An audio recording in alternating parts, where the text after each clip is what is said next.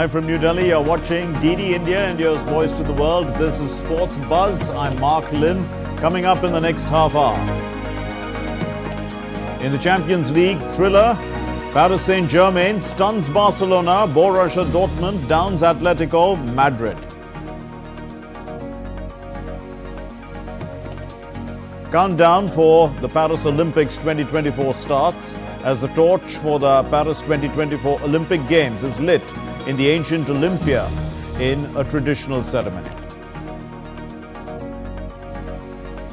Joss Buttler steals the show in a last ball thriller as Rajasthan beats Kolkata Knight Riders by 2 wickets. Gujrat Giants to face on the Delhi Capitals today in the 17th edition of the Premier League. Well, Paris Saint-Germain's Kylian Mbappe scored twice in the second half to help guide his side to a 4-1 comeback win at the 10-man Barcelona in their Champions League quarter-final second leg, and they wrapped up a 6-4 aggregate victory on Tuesday. Rafinha gave Barca the lead in the 12th minute, while PSG's Ousmane Dembele fired home for the visitors in the 40th minute to equalize. 14 minutes later, Vitinha put them ahead with a strike from the edge of the box in the 54th minute. João Cancelo fouled Dembele in the 61st minute to concede a penalty that Mbappe fired into the top corner. And with this win, PSG, they've set up a semi-final clash against Borussia Dortmund. ¿Cómo me siento? Me siento contentísimo. I feel very happy. Very happy. I think my team deserved it throughout. We have been in the game at all times and we started in spectacular way. It is obvious that the expulsion plays an important factor, but everything and the fact that we played against a team for much of the game with one less man, you have to know how to play this type of game to avoid making mistakes. I think the result is fair. Creo que el resultado es una pena, pero it's a shame, but I'm extremely proud of, as a coach, as a Cullen, to have reached where we have with the conditions as we have. When we played 11 against 11, we did very well. Well, we have been better than Paris Saint-Germain, and this refereeing decision cost us the game. rebenta el partit. Well, Borussia Dortmund stormed into the Champions League semi-finals as well with a rip-roaring 4-2 win. It's a home win over Atletico Madrid on Tuesday that saw them fight back from a 2-1 defeat in the first leg to win the tie 5-4 on aggregate. Julian Brandt put Dortmund level on aggregate in the 34th minute, and 5 minutes later Dortmund took the lead in the quarter-final tie as Ian Mustsen cut in from the left and drilled a perfectly placed shot in at the foot of the far post. Dortmund had not reached the last 4 of the Champions League since they finished runners-up in 2012-13. This is just the 4th time that the German side have advanced beyond the quarterfinals. Extrem glücklich, extrem zufrieden und sehr stolz auf. Yes, we felt it from the first second we came out to warm up today, that everyone wanted to use this evening to channel their energy in the same direction and make it possible. We experienced how difficult it is to play against a team that received the support of 74,000 people or over 70,000 people last week, and we wanted to counter that today. And I think that's why I mentioned in my opening statement that it's a fantastic evening for everyone. For everyone who sympathizes with us and with the black and yellow. I think this is the 4th time in BVP's history that we have made it to the semi-finals of the Champions League. That shows how special it is. But it would have been impossible if we had not all believed in it. Von der ersten Sekunde, als wir heute rausgekommen sind zum Warmmachen. In this game, we went through a first half where we had the first very important play with Alvaro, but it did not resolve with a goal. In the second half, the team started very well at the beginning of the second half. We had goal scoring opportunities. We also had one from Angel, which was very good. He scored very well, but unfortunately then it went just wide of the post. They did not have those kind of situations, but they were very convincing. And Manchester City are ready to host Real Madrid in the return leg of their Champions League quarter-final tonight.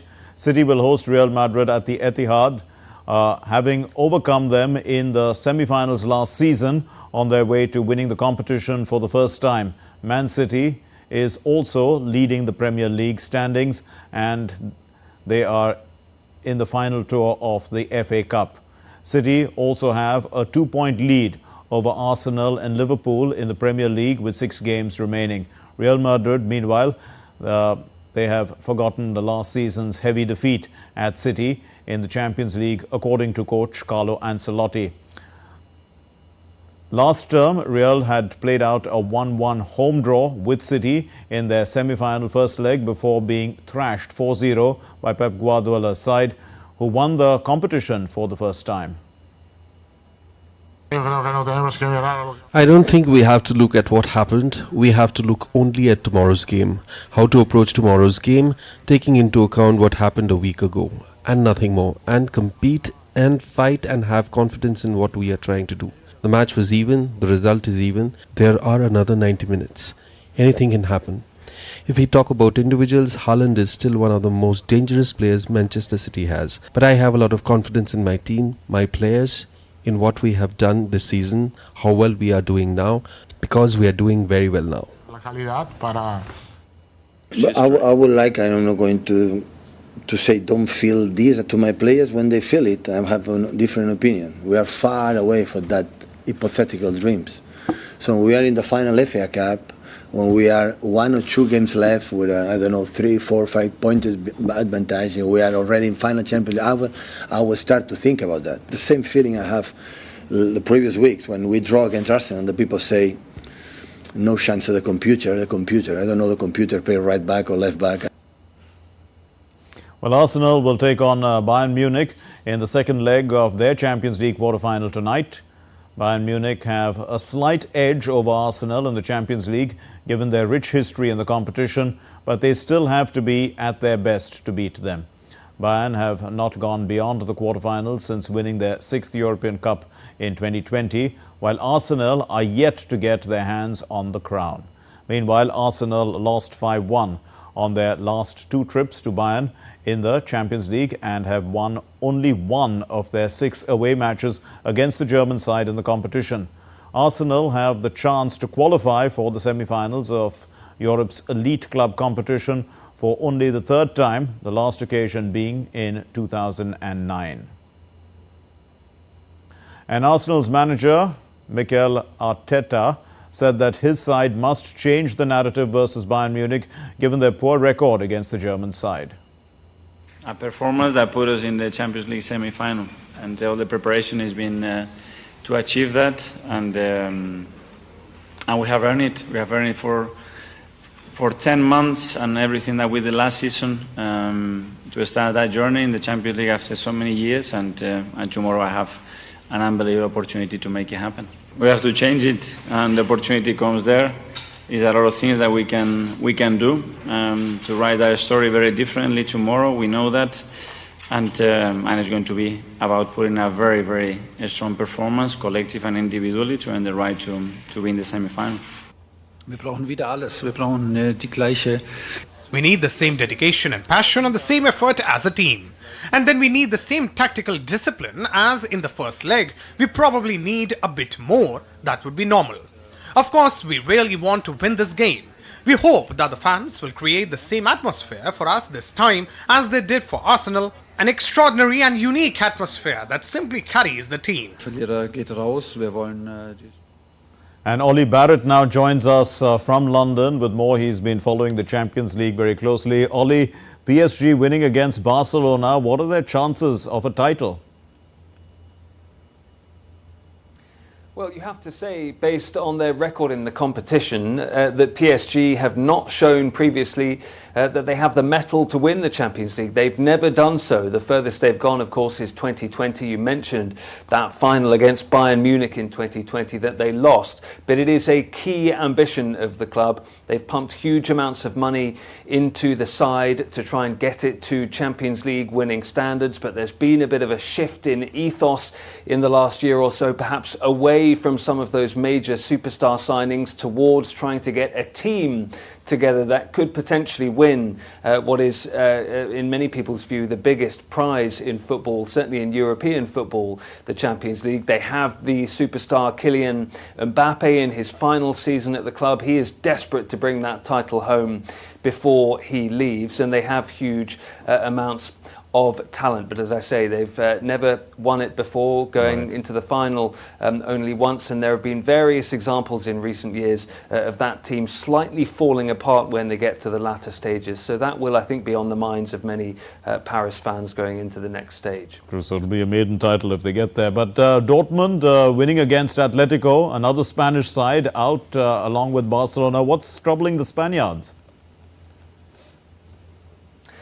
Well, certainly in that Dortmund game, it was another fascinating encounter. Atletico letting in more goals than they would have liked. The Barcelona PSG game was a slightly different kettle of fish. You had an early red card in that one for Barcelona that made it very difficult for them to come through over a long match against a team full of players, as I say, like Kylian Mbappe, in the form that he has been in at times this season. But of course, Real Madrid still, for now at least, in the competition, so Spanish interest hasn't been completely extinguished. But we know that Barcelona are not the side that they once were in the upper echelons of the Champions League latter stages. They've had all sorts of financial problems in recent years that have meant they've had to look at their squad in a different way as well. But as I say, Real Madrid certainly hoping that they can keep Spanish interest alive a little bit longer.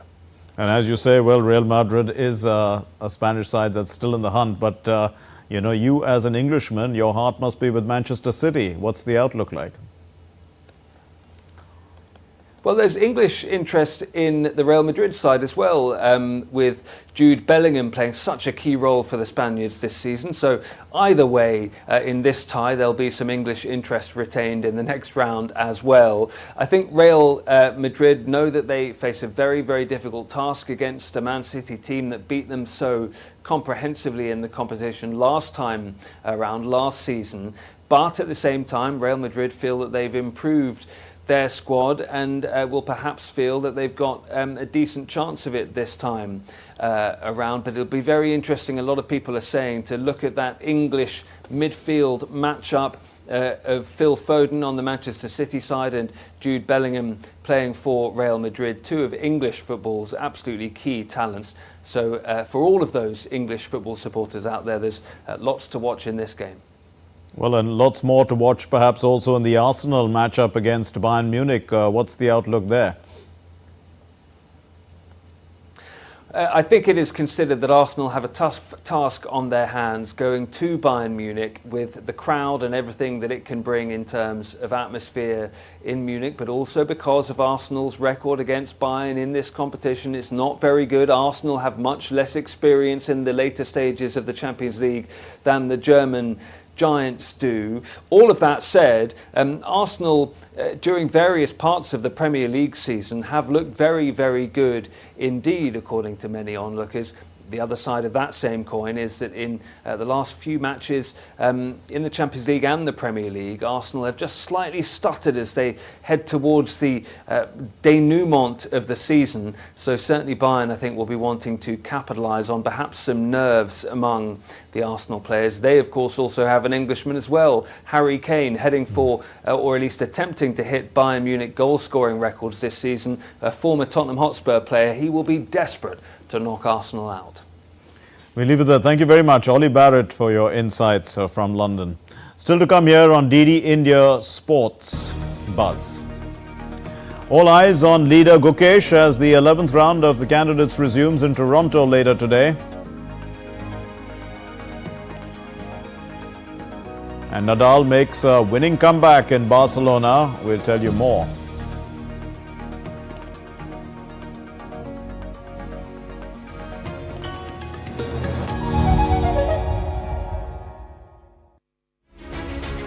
As a cycle of accountability returns, the time has come when the biggest democracy chooses to write another chapter in its glorious history.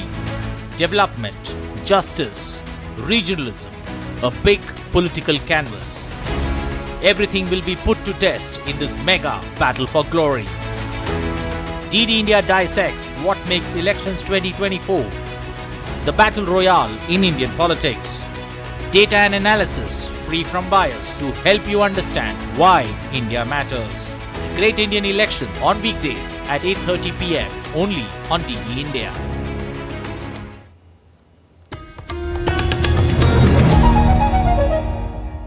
Welcome back. You're watching DD India Sports Buzz and I'm Lynn.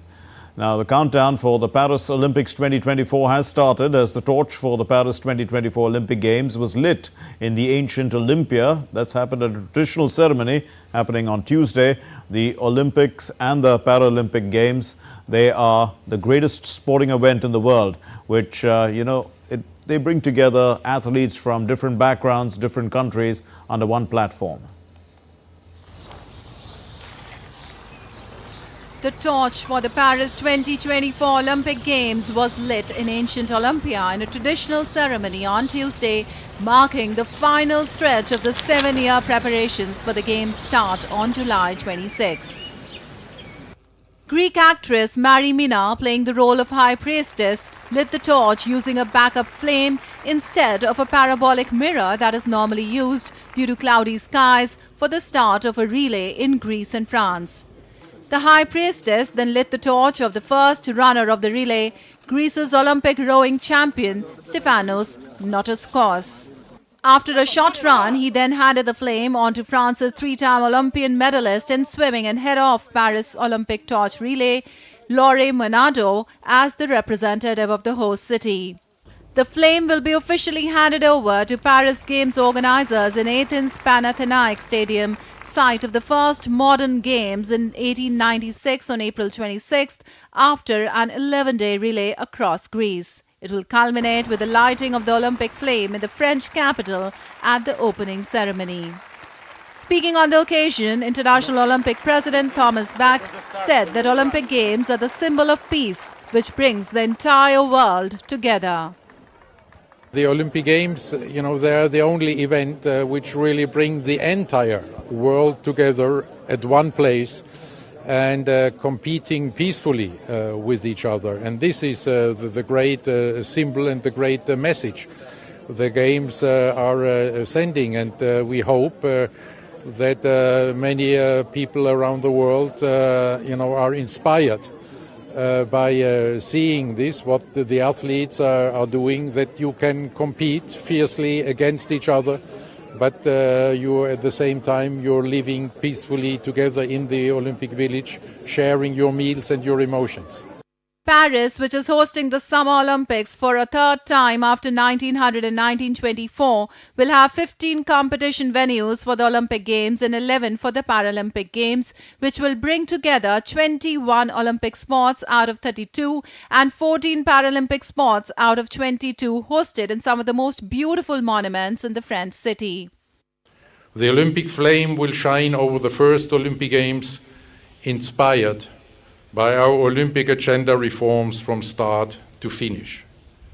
These Olympic Games will be younger, more inclusive, more urban, more sustainable. These will be the very first Olympic Games with full gender parity, because the IOC allocated exactly 50% of the places to female and male athletes. The Olympic and Paralympic Games are the greatest sporting event in the world with unparalleled media impact. They bring together 10,500 Olympic athletes and 4,400 Paralympic athletes, respectively, from 206 and 182 delegations across 5 continents. They are watched by over 13 million spectators and 4 billion television viewers across the world, across a total of over 100,000 hours of TV broadcasting.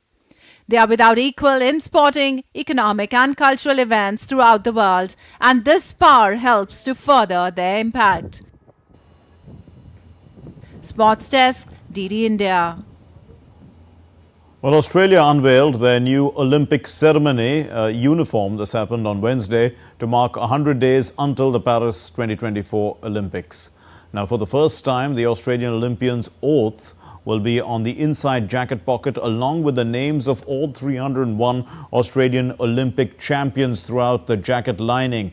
The outfits will also feature indigenous artwork, walking together from Olympic boxer Paul Fleming, used in the pocket square, scarf, and with Olympian's oath on the inside lining, as we said.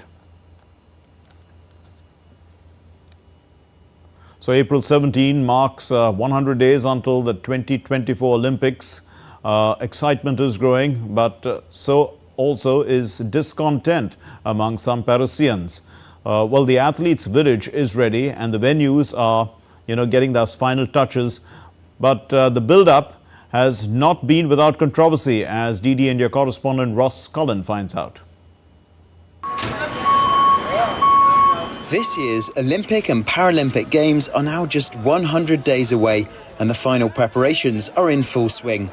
It's the third time the French capital is hosting the Games, and it comes 100 years after it was last in Paris in 1924. But the build-up has not been plain sailing. Tourist boats and cargo ships will be forced to alter their schedules due to the planned opening ceremony and some swimming events in and on the River Seine. This has never been done, it's never been tried before, so we're leaping into the unknown. We have to limit all the risks, and there is a significant security element, and effectively that will impact our activities. That's undeniable.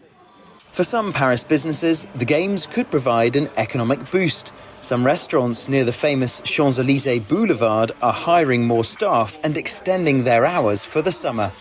For restaurants, we will be able to show our culture, French culture, and to give a good experience and the best experience possible to our clients coming from all over the world.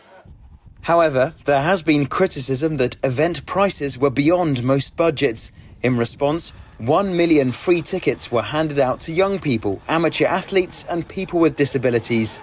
And Parisians are nervous about the security impact on daily life. QR codes will be needed to access certain areas near Olympic venues, and there will be mass surveillance by the French authorities. The arenas are being readied and the final preparations are underway for Paris to host the biggest multidiscipline sporting gathering in the world. But as with any athletics event, there are always hurdles to overcome. Ross Cullen in Paris reporting for DD India. Now all the updates from the IPL.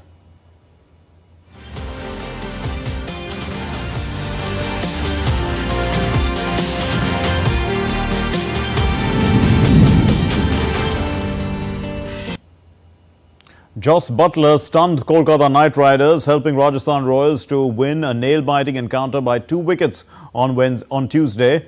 Put into bat first, Kolkata posted a mammoth total of 223 for 6, with Sunil Narine slamming a maiden IPL ton.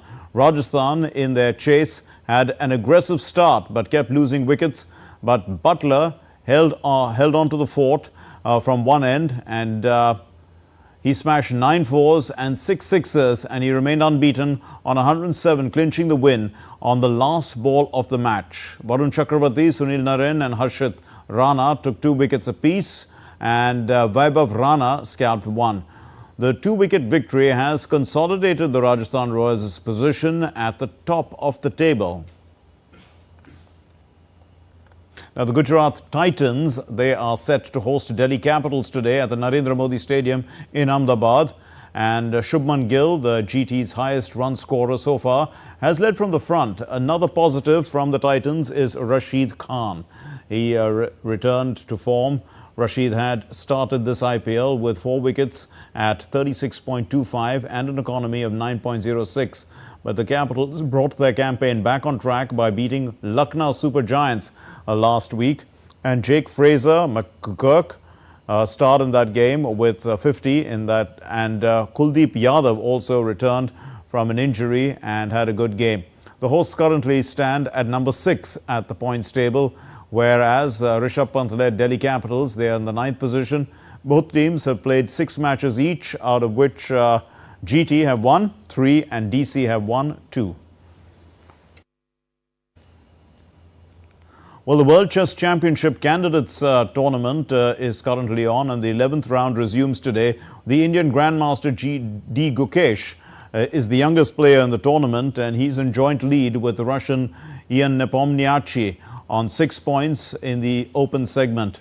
Following them are the Americans Caruana and Nakamura, and they are followed, and also along with Nakamura and Caruana is the Indian sensation Pragnananda. All three of them have 5.5 points each. Another Indian who is within striking distance is Vidit Gujrati, who's on 5 points. So in the 11th round, Pragnananda will be playing Nakamura, Vidit will be playing Nepomniachtchi, and Gukesh will be taking on Caruana.